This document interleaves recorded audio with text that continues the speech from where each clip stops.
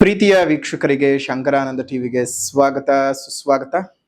ಇವತ್ತಿನ ವಿಡಿಯೋನಲ್ಲಿ ಭೀಮನ ಅಮಾವಾಸ್ಯೆಯ ವಿಶೇಷತೆಗಳನ್ನು ತಿಳ್ಕೊಳ್ಳೋಣ ಮತ್ತು ಭೀಮನ ಅಮಾವಾಸ್ಯೆಯಲ್ಲಿ ಈ ರೀತಿಯಾಗಿ ನೀವು ವ್ರತವನ್ನ ಮತ್ತು ಪೂಜೆಯನ್ನ ಆಚರಣೆ ಮಾಡೋದ್ರಿಂದ ಮದುವೆ ಆಗದೆ ಇರತಕ್ಕಂತಹವರಿಗೆ ಮದುವೆಯ ಪ್ರಾಪ್ತಿಯ ಯೋಗ, ಅದೇ ರೀತಿಯಾಗಿ ಮದುವೆ ಆಗಿ ಏನಾದ್ರೂ ಸಮಸ್ಯೆಗಳನ್ನ ಅನುಭವಿಸ್ತಾ ಇದ್ರೆ ಆ ಸಮಸ್ಯೆಗಳಿಂದ ಈಚೆ ಬರತಕ್ಕಂತಹ ವಿಶೇಷವಾದಂತಹ ಪರಿಹಾರದ ಮಾರ್ಗ ಸಿಗುವಂತಹ ಸಂಚಿಕೆ ಇದಾಗಿರುತ್ತೆ. ಹಾಗಾಗಿ ಸಂಚಿಕೆಯನ್ನ ಕೊನೆಯವರೆಗೂ ತಪ್ಪದೆ ನೋಡಿ ಮತ್ತು ನಿಮ್ಮ ಜೀವನದಲ್ಲಿ ಒಂದಷ್ಟು ಬದಲಾವಣೆಗಳನ್ನ ತೆಗೆದುಕೊಳ್ಳೋದಕ್ಕೆ ಸಾಧ್ಯವಾದ್ರೆ ಮತ್ತು ಏನಾದ್ರೂ ಪರಿಹಾರದ ಮಾರ್ಗಗಳು ಸಿಗಬಹುದು ಅನ್ನುವಂತಹ ನಿರೀಕ್ಷೆಯನ್ನ ನೀವು ಇಟ್ಕೊಂಡು ವಿಡಿಯೋ ನೋಡಿ. ಶುಭವಾಗ್ಲಿ. ಅದಕ್ಕಿಂತ ಮುಂಚೆ ಯಾರಾದ್ರೂ ಶಂಕರಾನಂದ ಟಿವಿ ಯೂಟ್ಯೂಬ್ ವಾಹಿನಿಯನ್ನ ಸಬ್ಸ್ಕ್ರೈಬ್ ಮಾಡ್ಕೊಂಡಿಲ್ಲ ಅಂದ್ರೆ ಸಬ್ಸ್ಕ್ರೈಬ್ ಮಾಡ್ಕೊಳ್ಳಿ. ಪಕ್ಕದಲ್ಲೇ ಇರ್ತಕ್ಕಂತಹ ಬೆಲ್ ಐಕಾನ್ ಒತ್ತಿ, ಅದರಿಂದ ನೆಕ್ಸ್ಟ್ ಅಪ್ಲೋಡ್ ಮಾಡ್ತಕ್ಕಂತಹ ವಿಡಿಯೋಗಳು ನಿಮಗೆ ನೋಟಿಫಿಕೇಶನ್ ಮುಖಾಂತರ ಬಂದು ತಲುಪತ್ತೆ. ಹೊಸ ಹೊಸ ಮಾಹಿತಿಗಳನ್ನ ತಿಳ್ಕೊಳ್ಳೋದಕ್ಕೆ ಸಾಧ್ಯವಾಗುತ್ತೆ ಅಂತ ತಿಳಿಸ್ತಾ, ಭೀಮನ ಅಮಾವಾಸ್ಯೆ ಜ್ಯೋತಿರ್ಭೀಮೇಶ್ವರ ವ್ರತ ನೋಡಿ. ಈ ಭೀಮನ ಅಮಾವಾಸ್ಯೆ ಜ್ಯೋತಿರ್ಭೀಮೇಶ್ವರ ವ್ರತ ಅಂತ ಹೇಳ್ತಾ ಇದ್ದ ಹಾಗೇನೆ ನಮ್ಮ ಇಡೀ ಭಾರತದಾದ್ಯಂತ ನಮ್ಮ ಸನಾತನಿಗಳು ಪ್ರಪಂಚದ ಯಾವ್ಯಾವುದೇ ಭಾಗದಲ್ಲಿದ್ರು ಒಂದಷ್ಟು ಆಚರಣೆಗಳಿಗೆ ಈ ಅಮಾವಾಸ್ಯೆಯನ್ನ ಮೀಸಲಿಡೋದುಂಟು. ಅದರಲ್ಲೂ ಈ ಭೀಮನ ಅಮಾವಾಸ್ಯೆ ಅಂತ ಹೇಳ್ತಾ ಇದ್ದ ಹಾಗ್ಲೇ, ಜ್ಯೋತಿರ್ಭೀಮೇಶ್ವರ ವ್ರತ ಅಂತ ಹೇಳ್ತಾ ಇದ್ದ ಹಾಗ್ಲೇ ಆಷಾಢ ಮಾಸದ ವಿಶೇಷವಾದ ಕೃಷ್ಣ ಪಕ್ಷದ ಅಮಾವಾಸ್ಯ ತಿಥಿ ಅಂದ್ರೆ ಆಷಾಢ ಮಾಸದ ಕೊನೆಯ ದಿವಸ, ಆ ಕೊನೆಯ ದಿವಸ ಬರ್ತಕ್ಕಂತಹದ್ದು. ಈ ಆಷಾಢ ಮಾಸದ ಕೊನೆಯ ದಿವಸದ ಈ ಅಮಾವಾಸ್ಯೆ ನಮ್ಮ ಪುರಾಣಗಳಲ್ಲಿ ನೋಡೋದಾಯ್ತು ಅಂತ ಹೇಳಿದ್ರೆ ಪಾರ್ವತಿ ಪರಮೇಶ್ವರರು ಸಂಗಮ ಮಾಡಿದಂತಹ ದಿವಸ. ಹಾಗಾಗಿ ಜ್ಯೋತಿರ್ಭೀಮೇಶ್ವರ ವ್ರತವನ್ನ ಆಚರಣೆ ಮಾಡಿ ಸುಮಂಗಲಿಯರು ತಮ್ಮ ಸುಮಂಗಲಿತ್ವ ಹಾಗೆ ಉಳ್ಕೊಳ್ಬೇಕು ಅಂತ ಹೇಳಿ ಪ್ರಾರ್ಥನೆ ಮಾಡ್ಕೊಳ್ತಕ್ಕಂಥದ್ದು. ತಮ್ಮ ಗಂಡನ ಆಯುಷ್ಯ ವೃದ್ಧಿ ಆಗ್ಲಿ, ಸುಖ ಸಂಸಾರ ಪ್ರಾಪ್ತಿಯಾಗ್ಲಿ, ಮನೆತನಗಳು ಉದ್ಧಾರವಾಗ್ಲಿ ಅಂತ ಹೇಳಿ ಆ ಭೀಮೇಶ್ವರನನ್ನ ಅನುಗ್ರಹ ಮಾಡಿಕೊಳ್ತಕ್ಕಂತಹ, ಭೀಮೇಶ್ವರನ ಅನುಗ್ರಹಕ್ಕೆ ಪಾತ್ರವಾಗತಕ್ಕಂತಹ ದಿವಸವೂ ಸಹ ಹೌದು. ಅದು ಅಲ್ಲದೆ ಯಾರು ಕನ್ಯೆಯರು ಇರ್ತಾರೆ, ಮದುವೆಯಾಗದ ಸ್ತ್ರೀಯರು ಯಾರು ಇರ್ತಾರೆ, ಆ ಮದುವೆ ಆಗದೆ ಇರತಕ್ಕಂತಹ ಸ್ತ್ರೀಯರು ಈ ಜ್ಯೋತಿರ್ಭೀಮೇಶ್ವರ ವ್ರತವನ್ನ ವಿಧಿವತ್ತಾಗಿ ಆಚರಣೆ ಮಾಡೋದ್ರಿಂದಾಗಿ ಅವರಿಗೆ ಶೀಘ್ರವಾಗಿ ವಿವಾಹ ಪ್ರಾಪ್ತಿಯ ಯೋಗ ಸಿಗತಕ್ಕಂತಹದ್ದು. ಆದಷ್ಟು ವೇಗದಲ್ಲಿ ಅವರಿಗೆ ವಿವಾಹ ಪ್ರಾಪ್ತಿ ಆಗುವಂತಹದ್ದಾಗತ್ತೆ. ಹಾಗಾಗಿ ಈ ಒಂದು ವಿಶೇಷವಾಗಿರ್ತಕ್ಕಂಥದ್ದು ಮದುವೆ ಆಗಿರುವಂತಹವರಿಗೆ ಮತ್ತು ಮದುವೆ ಆಗದೆ ಉಳಿದಂತಹವರಿಗೆ ಈ ಒಂದು ವಿಶೇಷವಾದಂತಹ ಅಮಾವಾಸ್ಯೆಯ ಪರ್ವಕಾಲದ ಪೂಜೆ ಮತ್ತು ವ್ರತವು ನಿಮ್ಮ ಜೀವನದ ಬದಲಾವಣೆಗೆ ಸಾಕಾರವಾಗ್ತದೆ.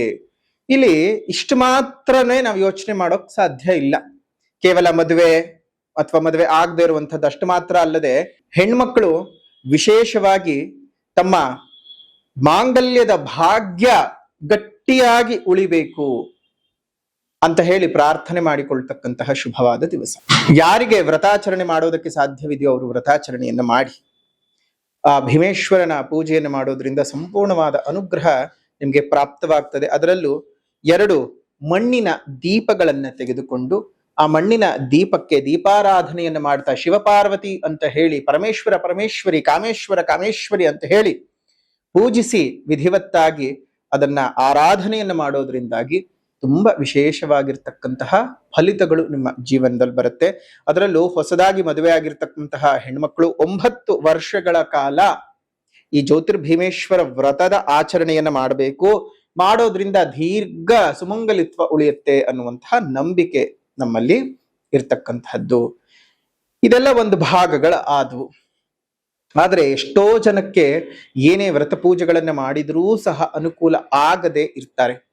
ಅಂತಹವರಿಗಾಗಿಯೇ ನಮ್ಮ ಶ್ರೀಮಠದಲ್ಲಿ ಅಂದ್ರೆ ಮೈಸೂರು ಜಿಲ್ಲೆ ನಂಜನಗೂಡು ತಾಲೂಕು ಹರತಲೆ ಗ್ರಾಮದ ಹರತಲೆ ನಿರ್ಗುಣಾದ್ವೈತ ಮಠದಲ್ಲಿ ವಿಶೇಷವಾಗಿ ಜ್ಯೋತಿರ್ಭೀಮೇಶ್ವರ ವ್ರತದ ಆಚರಣೆಯನ್ನ ಮಾಡಿ, ಆಚರಣೆಯ ನಂತರದಲ್ಲಿ ವಿಶೇಷವಾದಂತಹ ಪ್ರಸಾದವನ್ನ ಉಚಿತವಾಗಿ ನಿಮಗೆ ಕೊಡ್ತಾ ಇದ್ದೇವೆ.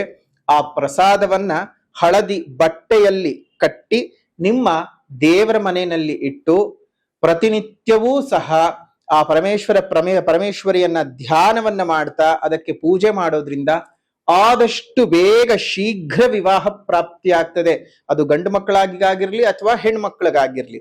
ಇಲ್ಲಿ ವಿಶೇಷವಾಗಿ ಗಂಡು ಮಕ್ಕಳು ಹೆಣ್ಣು ಮಕ್ಕಳು ಅಂತ ಭೇದ ಭಾವ ಇಲ್ಲದೆ ಯಾರಿಗೆ ವಯಸ್ಸು ಮೀರಿದ್ರೂ ತಡವಾಗ್ತಾ ಇದೆ ಅಥವಾ ತುಂಬಾ ಹುಡುಕಿದ್ರು ಸಿಗ್ತಾ ಇಲ್ಲ ಅನ್ನುವಂಥವರಿಗೆ ಇದೇ 12ನೇ ತಾರೀಕು 8ನೇ ತಿಂಗಳು 2026 ಆಗಸ್ಟ್ ತಿಂಗಳ 12ನೇ ತಾರೀಕು 2026 ಇಸವಿಯ ವಿಶೇಷವಾದ ಜ್ಯೋತಿರ್ಭೀಮೇಶ್ವರ ವ್ರತದ ದಿವಸ, ಭೀಮನ ಅಮಾವಾಸ್ಯ ದಿವಸ ಆ ಭೀಮೇಶ್ವರನ ಅನುಗ್ರಹ ಪಾತ್ರವಾಗಲಿ ಅಂತ ಹೇಳಿ ತಮ್ಮೆಲ್ಲರಿಗೂ ಉಚಿತವಾಗಿ ಆ ಒಂದು ಪರಮೇಶ್ವರನ ಪ್ರಸಾದವನ್ನ ಕೊಡ್ತಾ ಇದ್ದೇವೆ.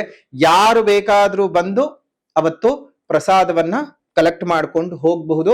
ಮನೆಗಳಿಗೆ ಕಳಿಸುವ ಪದ್ಧತಿ ಇಲ್ಲ. ಅಲ್ಲಿಗೆ ಯಾರು ಬರ್ತಾರೋ ಅವರಿಗೆ ಮಾತ್ರವೇ ನಾವು ಉಚಿತವಾಗಿ ಕೊಡ್ತಕ್ಕಂತಹದ್ದು. ಸೊ ಹಾಗಾಗಿ ಆದಷ್ಟು ಬೇಗ ಇಲ್ಲೇ ಇರ್ತಕ್ಕಂತಹ ಫೋನ್ ನಂಬರ್ಗೆ ನಿಮ್ ಹೆಸರುಗಳನ್ನ ನೋಂದಾಯಿಸ್ಕೊಳ್ಳಿ. ಯಾಕಂದ್ರೆ ಎಷ್ಟು ಜನಕ್ಕೆ ಅಂತ ನಾವು ಮುಂಚೆನೆ ನಾವು ರೆಡಿ ಮಾಡಿ ಇಟ್ಕೊಳ್ಬೇಕಾಗ್ತದೆ. ಆ ಒಂದು ಕಾರಣಕ್ಕಾಗಿ ಮಾತ್ರ ಇಂತಿಷ್ಟು ಜನರಿಗೆ, ಅಂದ್ರೆ 10 ಜನಕ್ಕೆ ಕೊಡ್ತೀವಿ ಅಂತಲ್ಲ, ಎಷ್ಟು ಜನ ಬೇಕಾದ್ರೂ ಬರಬಹುದು. ಆದ್ರೆ ಆ ಪ್ರಸಾದಗಳನ್ನು ಸಿದ್ಧ ಮಾಡೋದಕ್ಕೆ ನಮಗೂ ಸಮಯ ಬೇಕಾಗಿರೋದ್ರಿಂದಾಗಿ ಎಷ್ಟು ಜನ ಅಂತ ಒಂದು ಅಂದಾಜು ಸಿಕ್ಕಿದ್ರೆ ಅಷ್ಟು ಜನಕ್ಕೆ ನಾವು ಉಚಿತವಾಗಿ ಸಿದ್ಧ ಮಾಡಿಡಬಹುದು. ಯಾರು ಬೇಕಾದ್ರೂ ಬಂದು ಬೆಳಗ್ಗೆ 10 ಗಂಟೆಯಿಂದ 1 ಗಂಟೆಯ ಸಮಯದಲ್ಲಿ ಬಂದಂತಹವರಿಗೆ ಮಾತ್ರ. ಹಾಗಂತ ಹೇಳಿ ರಾತ್ರಿ 9 ಗಂಟೆಗೆ ಬರ್ತೀವಿ, ನಾವು ಪಕ್ಕದವರಲ್ಲೇ ಇದ್ದೀವಿ, ಆ ಥರ ಎಲ್ಲ ಆಗಲ್ಲ. ಏನಿದ್ರು 10 ಗಂಟೆಯಿಂದ 1 ಗಂಟೆ ಒಳಗಡೆ ಯಾರು ಬರ್ತಾರೋ ಅವರಿಗೆ ಮಾತ್ರ ಅವತ್ತು. ಯಾಕಂದ್ರೆ ಪೂಜೆ ಮುಗಿತಾ ಇದ್ದ ಹಾಗೆ ಯಾರು ಪೂಜೆಯಲ್ಲಿ ಪಾಲ್ಗೊಂಡಿರ್ತಾರೆ, ಯಾರು ವ್ರತದಲ್ಲಿ ಪಾಲ್ಗೊಂಡಿರ್ತಾರೆ, ಯಾರು ಕಾಯ ವಾಚ ಮನಸ ಪೂಜೆಯನ್ನ ನೋಡಿರ್ತಾರೆ ಅಂತಹವರಿಗೆ ಮಾತ್ರನೇ. ಕೇವಲ ಪೂಜೆ ಎಲ್ಲ ಮುಗಿದ್ಮೇಲೆ ಬಂದು ನಾನು ಬರೀ ಪ್ರಸಾದಕ್ಕೆ ಬಂದಿದ್ದೀನಿ ಅಂದ್ರೆ ಅಂಥವ್ರು ಯಾರು ಬರೋ ಅವಶ್ಯಕತೆ ಖಂಡಿತ ಇಲ್ಲ.